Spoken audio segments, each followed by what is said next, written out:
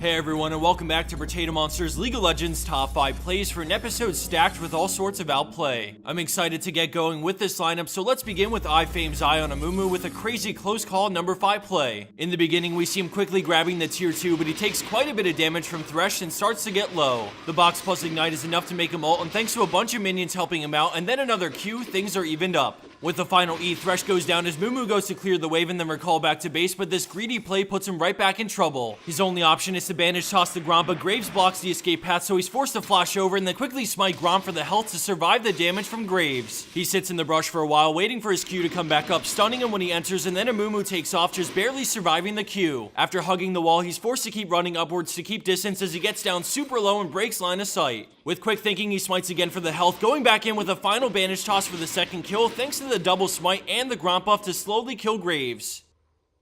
The outplay continues with their next play from Strive like 5-4-3 on Orianna with a clutch move under the tower. This play starts off looking not so hot as they dive Orianna, but the enemy support and jungler can't quite stack the damage, so Zac backs off. Braum knows he can't solo kill her, so he has to walk away for now, but with the tower on their creeps, they can fully surround her. She shields and ults herself to hit all three, getting the instant double kill before flashing away from Zac to let the tower do the work. Orianna walks away from that dive with a triple kill, all thanks to the beautifully timed shockwave to pull them in, so let's check that out again before we move on.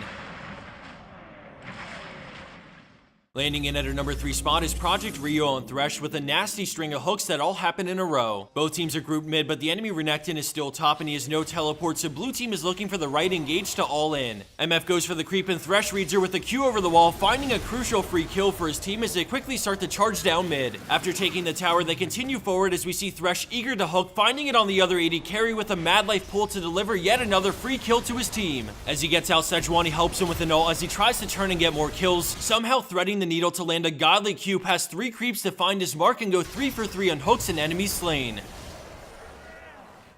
Coming in at second place is Bobstone with an excellent teamfight play on Azir when things are looking bad at the start. He's recalling after pushing mid with his team when all of a sudden the enemy Volibear flashes over the wall and flings him back. Azir's in a bad spot, so he Zhonya's the flash ult from Cast as well as a flash dazzle from Taric. When he gets out, he shoves the enemy team back away from his team so they can isolate Cassiopeia while the other 4 players have to sit back and watch. Asher's arrow slows most of them, and then Azir lands a crippling 4-man slow to follow it up, allowing for the full-blown counter engage on the retreating blue team. One by one they go down, giving a triple to Azir, double the Cho'Gath, and then the win for red team after an extremely well-played team fight that didn't look promising at the start.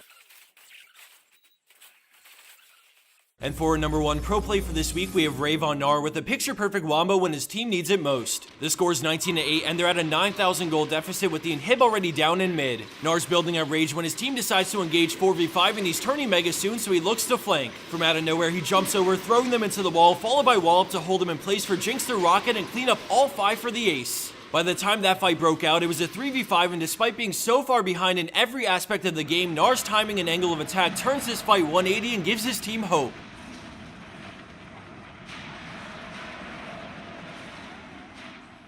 And for the bonus clip of the week, we have Roro Noah on Braum, who's looking to quickly roam to mid for a gank, but things work out much better than expected. We see him moving up through river, but as he comes up the dragon, he spots Lee Sin soloing it and decides to contest it. Lee smites, so Braum is much more interested in killing him over stealing dragon, but why not both? As you facepalm and watch the rest of this play, I wanted to give a special thanks to our sponsor Skillcapped, who provides the cash prize to our number 1 plays. Last time we shouted them out, I told everyone about their brand new coaching option available to members of the site. I wanted to follow up and show that more and more of their coaching reviews are being posted for all the members to watch, and they're covering different levels of games. As you can see, there are games from bronze, silver, gold, and even plat, and in my opinion, games that you can relate to, you can learn more from than watching a higher level of game than you're used to. You can preview the first 2 minutes to any of these videos for free, so check out the link in the description box if you're interested. Thanks for watching, everyone. Have a wonderful day and good luck out there on the Rift.